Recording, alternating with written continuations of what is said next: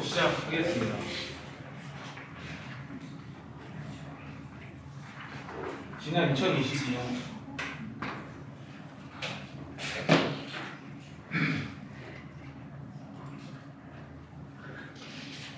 지난 2022년 강남역 한복판에서 사람이 물에 빠져있는 사고가 발생을 했습니다. 그리고 법원은 서초구에게 약 16억 원을 배상을 하라는 판결을 했습니다. 근데 이 문제는 단순히 하루 이틀만의 문제는 아니었어요. 지금까지 사람을 다치게 하거나 죽게 한 사고는 지금까지 7번 있었고요.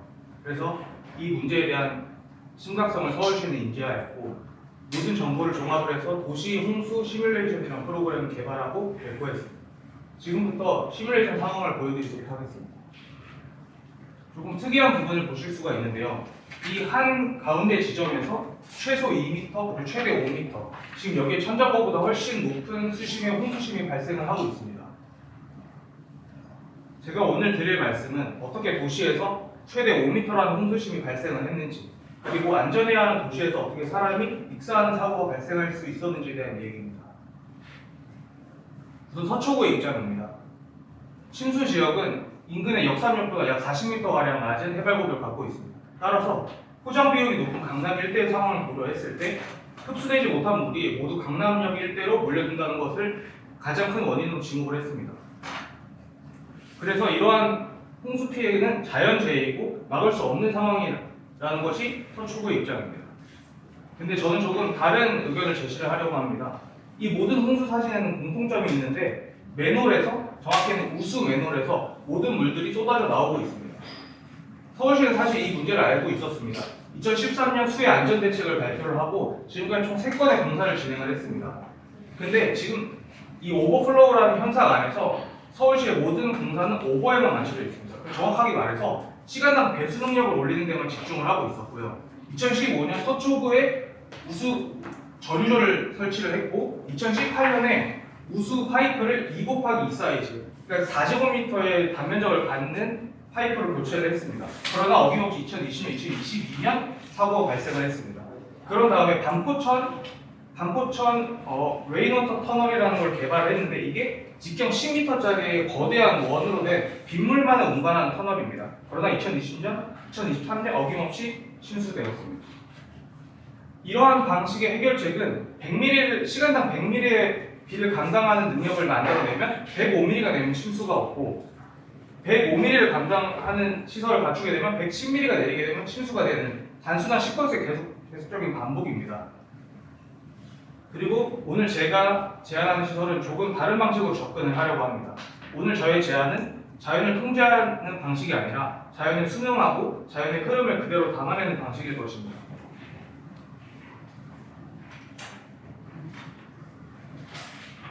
(1930년대) 강남 일대의 지도입니다.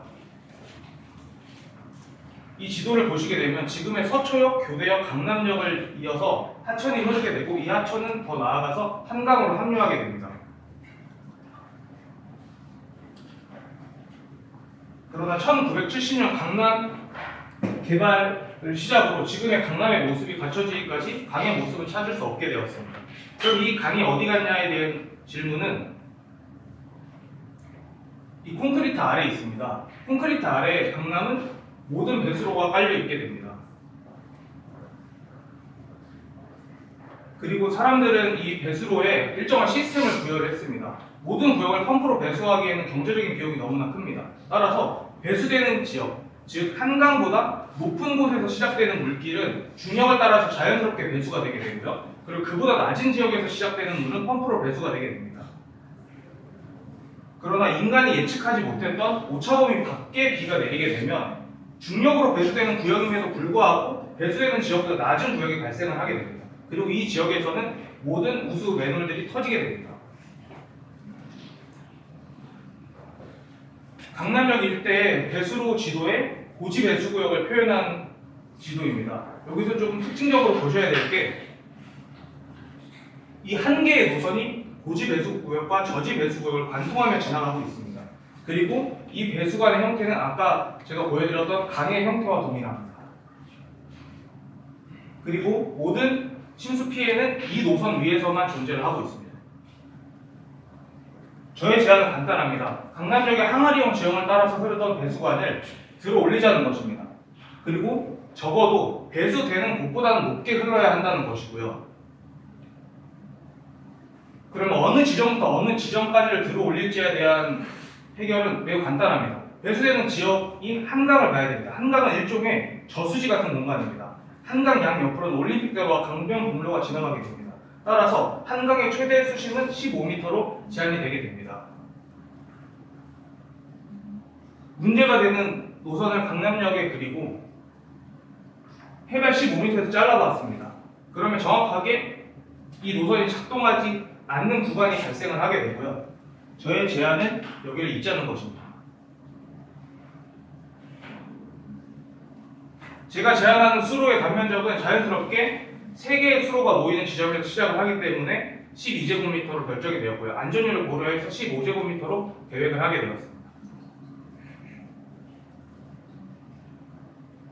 가장 경제적인 단면의 설정이 중요했습니다. 같은 단면적을 갖는 3개의 도형 중에서 원이 가장 작은 둘레의 길이를 갖게 됩니다. 그런데 제가 제안한 수로는 더 이상 땅에 묻혀있지 않습니다. 하늘로 들어 올려져 있고요. 따라서 뚜껑이 필요 없을 수도 있다는 생각을 했습니다. 이 도형들을 다들 다 반짜른 형태에서도 이 공식은 동일하게 적용이 됩니다. 다음으로 수압 능력에 대한 얘기입니다. 수압 능력은 담고 있는 물의 양을 얼마나 많은 표면적이 받치고 있느냐에 따라 결정이 됩니다. 따라서 정확한 반원의 형태보다는 조금은 찌그러진 반원의 형태가 수압을 견디기에 더 적당합니다. 우선 아까 해발 15m에서 잘랐던 시작점에서 이 오른쪽의 그림을 보시면 알 수 있듯이 좁고 깊은 형태로 시작을 하게 됩니다. 이러한 형태가 교통 흐름에 방해를 하지 않게 됩니다. 그러나 일정 부분 수로 하부 공간으로 자동차가 통과할 수 있게 될 때쯤에는 그 넓이가 넓어지고 깊이가 얕아지는 형태로 변화하게 됩니다. 여기에 거도교 형식의 구조를 설치를 하게 되면 교통에 방해를 주게 됩니다. 따라서 이러한 형식은 서초대로라는 사이트 특성에 맞지 않다고 판단을 했고요. 따라서 유턴 차선을 위해서 도로 중앙에 위치한 화단에 기둥을 세울 것을 제안을 하려고 합니다.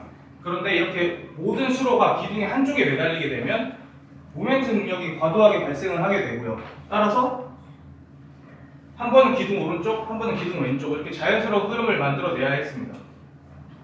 근데 물이 흐르는 공간입니다. 따라서 이렇게 회전하는 구간에서는 원심력에 따라서 물이 튕겨져 밖으로 넘치려고 할 현상이 예상이 됩니다. 따라서 그 부분에서는 조금씩 지붕을 덮는 디자인 전략을 취했습니다.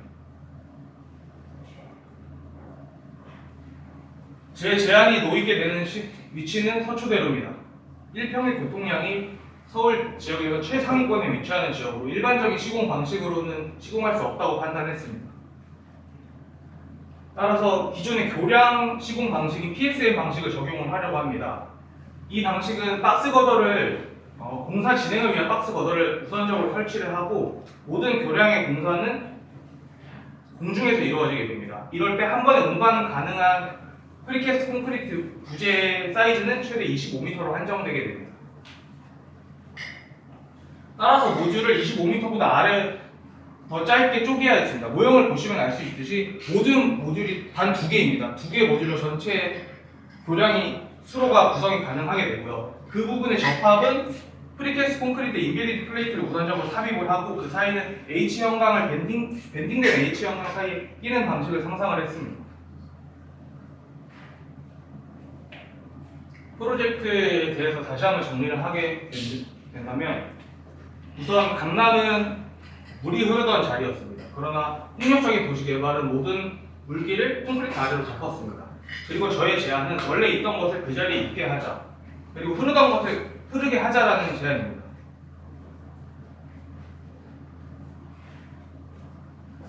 강남구의 평균 공시지가는 서울의 모든 구에서 최상위권입니다. 또한 공시지가 상승률도 제일 높습니다. 따라서 이 강남이라는 지역에는 오피스, 상업시설과 같은 좀 단편적인 프로그램들만이 들어올 수밖에 없는 상황입니다. 다음으로 강남의 공개공지를 살펴봤습니다. 강남의 한 개 공개 공지당 평균 면적은 249제곱미터로 인근 지역에 비해서 매우 낮은 수치를 갖고 있습니다. 또한 강남의 공개 공지는 대부분 분산형 공개 공지로 조성이 되어 있습니다. 분산형 공개 공지란 하나의 공개 공지를 쪼개서 배치하는 형태로 한 개에 붙어있는 공개 공지의 면적이 극도로 제한될 수밖에 없고 따라서 다양한 이벤트를 담아내기에는 부족하다는 생각을 했습니다. 따라서 밀도는 높지만 재미는 없는 도시 강남이 만들어질 수밖에 없었고요. 그런데 제가 제안하는 시설은 3개월 기간에 물을 담아내고 비가 오지 않는 나머지 9개월 동안은 그냥 빈 공간으로 남겨지게 됩니다.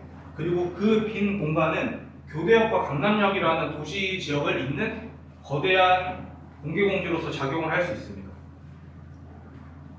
따라서 접근로는 수로가 시작되는 부분에서 자연스럽게 평지로 연결이 되게 되고요.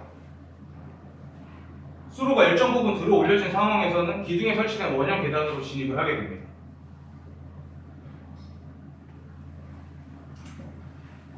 수로는 단기적인 이벤트 스페이스로 작동을 할 수 있습니다. 자연이 허락하는 약 9개월의 시간 동안은 비워지게 됩니다. 도시에서 이벤트란 매우 중요한 현상입니다. 델 캠포 광장은 약 10개월간은 도시에서 그냥 공개 공지로서 작동을 하게 됩니다. 그런데 딱 2개월 동안 경마라는 이벤트가 열리게 되면서 도시 공동체가 하나의 공통된 경험을 공유하게 되는 이벤트의 장소가 되게 됩니다. 강남에 최근 3년 동안 일어난 이벤트를 전수조사해봤습니다. 몇 개를 제가 읽어드리겠습니다. 학부모와 함께하는 진로진학 설명회. 네. 이렇게 재미없는 이벤트가 주가 될 수밖에 없었던 이유는 강남에는 이벤트를 열 공간이 없습니다. 그래서 대부분 실내 공간에서 진행을 하게 되고요. 그리고 여기서 다수는 온라인으로 진행이 되는 이벤트가 많습니다. 그런데 제가 제안하는 시설은 약 9개월 동안 비워져야 합니다. 아무것도 설치를 할 수 없습니다. 3개월 동안 자연을 담아내야 하기 때문에 아무것도 설치할 수 없고 그대로 비워져야 합니다. 따라서 이러한 공간은 이벤트가 열릴 공간으로 충분히 작동할 수 있습니다. 예를 들어서 주민들이 나와서 장터를 연다든지 또는 강남역과 교대역 사이를 잇는 사이클 경기가 일어날 수도 있습니다.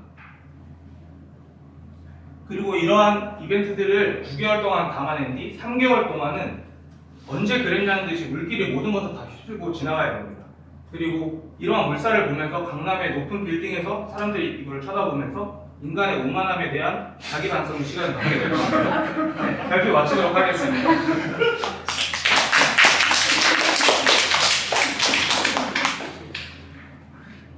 아까 15제곱미터 그 단면의 사이즈가 네. 물이 어디까지 찼을지 여기서 제일 낮은 면 기준이고요. 사실 이거는 현장 콘크리트, 사람이 다니기 위해서 평평한 콘크리트를 현장 타설한다는 계획이기 때문에 저 모형의 끝부분을 보시면 아시겠지만 이게 비어져 있습니다.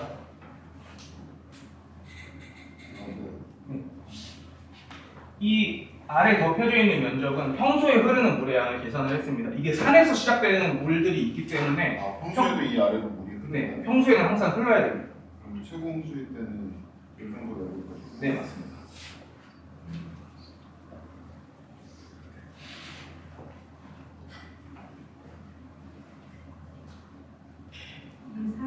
물이 사용하는 기관보다 인간이 사용하는 기관이 더 어쨌든 기잖아요. 네, 맞습니다.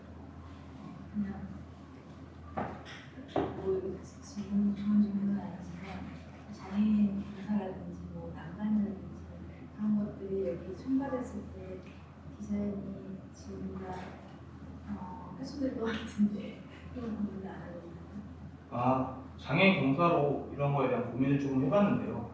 일단 우선적으로 제가 제안하는 시설은 공개공지는 아닙니다. 공개공지로서 작동을 할 수 있는 거지 우선적으로 수로입니다. 이제. 따라서 알겠습니다. 네. 혹시 무슨 방제나 구수 관련 그런 전문가 자문들이 받고 있나요? 구조에 대한 자문은 받았고요. 구조 말고